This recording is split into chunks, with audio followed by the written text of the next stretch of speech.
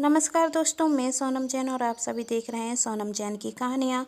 और आज की कहानी है अनपढ़ औरत भाग 2। यदि आप सभी को मेरे द्वारा लिखी गई ये कहानियाँ पसंद आती हैं तो चैनल को सब्सक्राइब जरूर कर लीजिएगा और पास में जो बेल आइकन का बटन है उसे प्रेस करना बिल्कुल ना भूलें, क्योंकि उसी से मिलेंगी आप सभी को मेरी आने वाली हर कहानी की नोटिफिकेशन। कहानी पसंद आने पर वीडियो को लाइक जरूर कीजिएगा, क्योंकि जब आप करते हैं वीडियो को लाइक तो मुझे मिलती है नई नई कहानियाँ लिखने के लिए प्रेरणा। और हाँ, कहानी को अपनों के साथ शेयर करना बिल्कुल ना भूलें। तो चलिए कहानी शुरू करते हैं।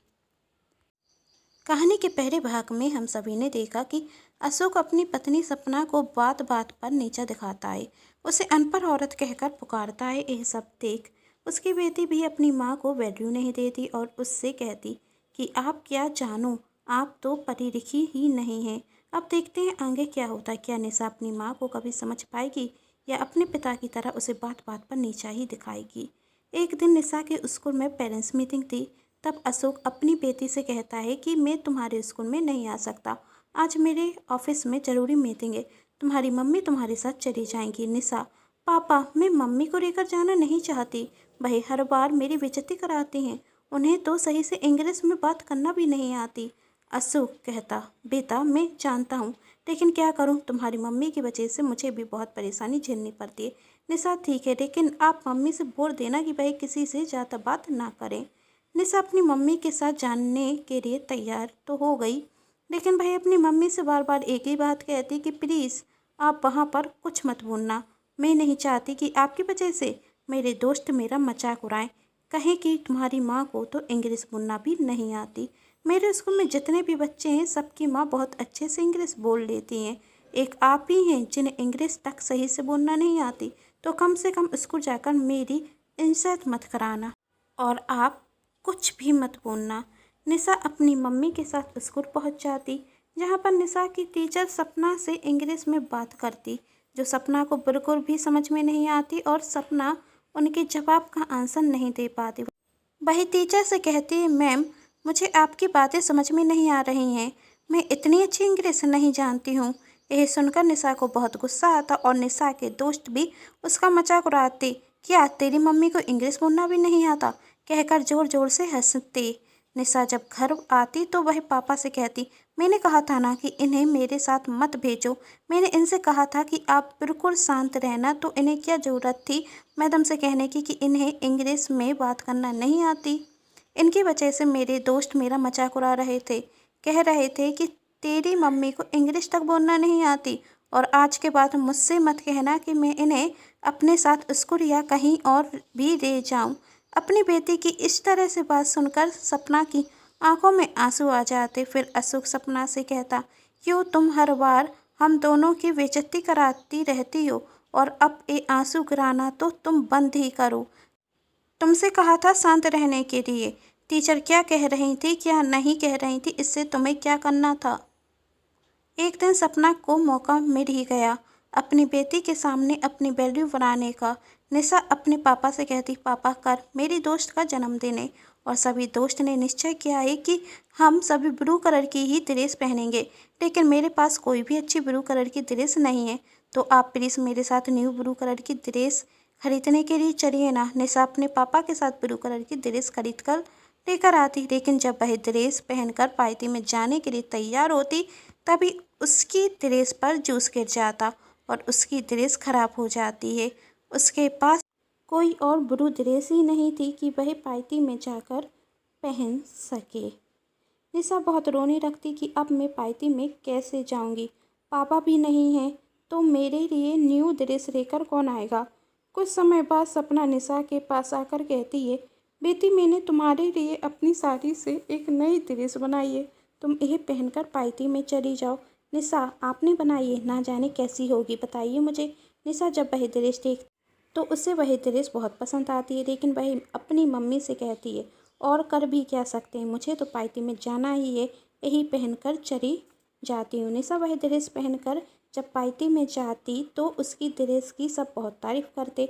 उसकी फ्रेंड सुभी की मम्मी कहती, तुम्हारी ड्रेस तो बहुत खूबसूरत है, कहाँ से खरीदी। निशा, ड्रेस मैंने कहीं से नहीं खरीदी, यह तो मेरी मम्मी ने बनाई है।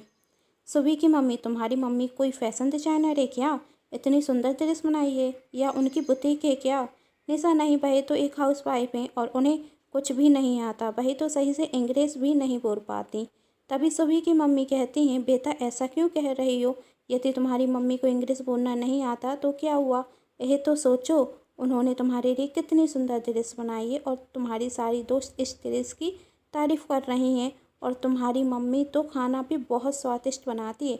मुझे सुभी ने बताया है कि निशा की मम्मी बहुत स्वादिष्ट खाना बनाती हैं, लेकिन उसने आज तक मुझसे कभी नहीं कहा कि आप निशा की मम्मी की तरह स्वादिष्ट खाना क्यों नहीं बना पाती। मैं बहुत अच्छी इंग्लिश बोल लेती हूँ और बहुत अच्छी जॉब भी करती हूँ, लेकिन फिर भी चाहकर भी मैं तुम्हारी मम्मी की तरह स्वादिष्ट खाना और इतनी सुंदर ड्रेस नहीं बना पाऊँगी, क्योंकि मेरा मन शुरू से पढ़ाई में रखा और तुम्हारी मम्मी का मन घर के कामों में। और कैसे कह सकती हो कि आपकी मम्मी को कुछ भी नहीं आता? अब देखो, आपकी मम्मी की वजह से आज आपकी सब कितनी तारीफ़ कर रहे हैं। और सच बताओ, क्या आपको यह ड्रेस पसंद नहीं आई? और यदि आपको ड्रेस पसंद नहीं आती तो आप इसे पहनती भी नहीं। सच कहा ना मैंने? निशा आंटी, आप सही कह रही हैं। मैंने आज तक अपनी मम्मी से कभी भी अच्छे से बात नहीं की और उनकी अच्छाइयाँ कभी नहीं जानना चाहा। हमेशा से यही कहती रही कि आपको तो इंग्लिश बोलना नहीं आती, आप तो अनपढ़ हैं। मुझसे बहुत बड़ी गलती हो गई ना सुबह की मम्मी। यदि आपको लगता है कि आपसे बहुत बड़ी गलती हो गई तो आप घर जाकर अपनी मम्मी से सबसे पहले माफ़ी मांगना और उनसे कहना कि मैं आपको अभी तक समझ नहीं पाई, आप तो बहुत टैलेंट थे। और उनसे थैंक यू भी कहना कि उन्होंने आपके लिए इतनी सुंदर ड्रेस बनाई जिसकी सबने बहुत तारीफ़ की। निशा, क्या मेरे माफ़ी मांगने से मेरी मम्मी मुझे माफ़ कर देंगी? हाँ, कर देंगी। मम्मी पापा बच्चों की हर गलती को माफ़ कर देते हैं। और आपकी माँ ने आपके लिए इतनी सुंदर ड्रेस बनाई, वह तो आपसे बहुत प्यार करती हैं। देखना, वो तो आपसे नाराज़ भी नहीं होंगी। निशा जब घर जाती है तो वह देखती है कि उसके पापा सपना से गुस्से में कह रहे हैं कि तुमने ना जाने कैसी ड्रेस बनाई होगी। अब सब उसका मजाक ना उड़ाएं। तुम्हें क्या पता कि कैसी ड्रेस बनानी चाहिए। तभी निशा आकर अपनी मम्मी से कहती, थैंक यू मम्मी, आपने जो मेरे लिए इतनी सुंदर ड्रेस बनाई जो सबको बहुत अच्छी लगी और उसकी सबने बहुत तारीफ़ भी की। निशा अपनी मम्मी को सॉरी भी कहती है कि मैं आज तक आपको समझ नहीं पाई कि आप कितनी टैलेंटेड हैं। यह देखकर तो अशोक आश्चर्य में पड़ जाता। उसकी जो बेटी बार बार सपना का अपमान करती थी, आज सम्मान दे रही है।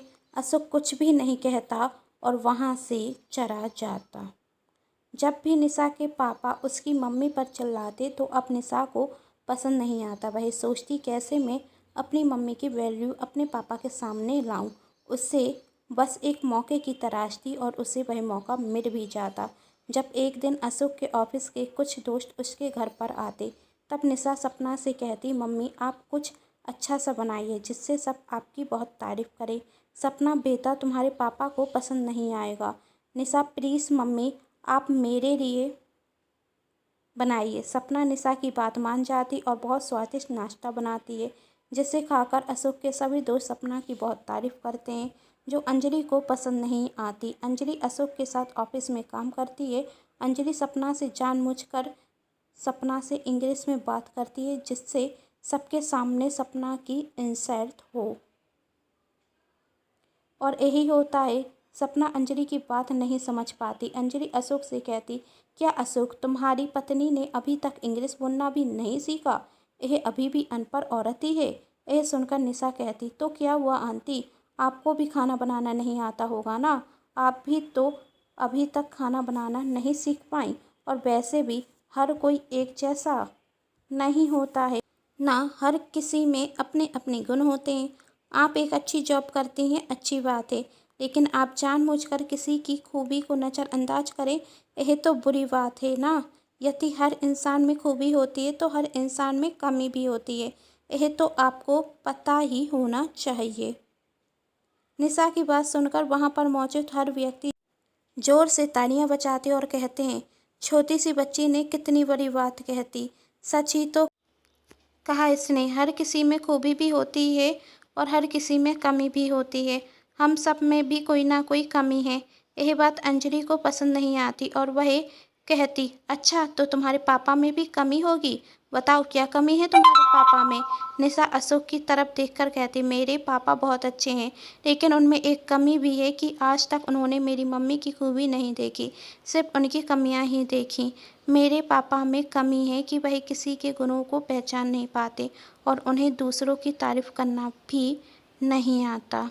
तभी अंजलि अशोक से कहती, देखो तुम तो दिन भर ऑफिस में रहते हो और तुम्हारे पीठ पीछे सपना तुम्हारी बेटी को क्या सिखा रही है, सबके सामने वह तुम्हारी बुराई कर रही है। अशोक कहता है, नहीं वह मेरी बुराई नहीं कर रही, आज उसने मुझे आईना दिखा दिया, मैं कितना बड़ा मूर्ख हूँ, अपनी पत्नी की अच्छाइयों को नज़रअंदाज करता गया। यह सच है कि वह कम पढ़ी लिखी है, लेकिन यह सच है कि वह एक बहुत अच्छी पत्नी है और माँ भी। मैं अपनी पत्नी को हमेशा कम पढ़े लिखे होने पर ताना देता रहा, लेकिन मैंने कभी ये नहीं सोचा कि मैं उससे पढ़ा सकता हूँ, उसे इंग्लिश बोलना सिखा सकता हूँ। मेरी बेटी ने बिल्कुल सच कहा और मैं तुम जैसे इंसानों की बातों में आकर अपनी पत्नी की भी ज़्यादा बुराई करने लगा। अशोक सबके सामने सपना से माफ़ी मांगता और कहता कि मुझे बहुत दिनों से रखने लगा था कि मैं तुम्हारे साथ गलत कर रहा हूँ, लेकिन मुझे खुद पर इतना घमंड हो गया कि मैं हर बार तुम्हें नीचा दिखाने का मौका ही ढूंढता गया। मुझे माफ़ कर दो। निशा कहती, देखो मेरे पापा में इतनी बड़ी अच्छाई हुई है, उन्हें अपनी गलती का एहसास हुआ तो उन्होंने माफ़ी भी मांगी। मेरे मम्मी पापा बर्थ के बेस्ट मम्मी पापा हैं। दोस्तों, हर किसी में कोई ना कोई खूबी भी होती है और कोई ना कोई कमी भी होती है। दूसरों की कमी देखने से अच्छा है उसकी खूबियों को देखा जाए, उसके गुणों को देखा जाए और उसकी तारीफ भी की जाए, जिससे वह आगे बढ़ सके। यदि आप सभी को मेरे द्वारा लिखी गई कहानी पसंद आई है तो चैनल को सब्सक्राइब, वीडियो को लाइक एंड शेयर जरूर कीजिएगा। Thanks for watching.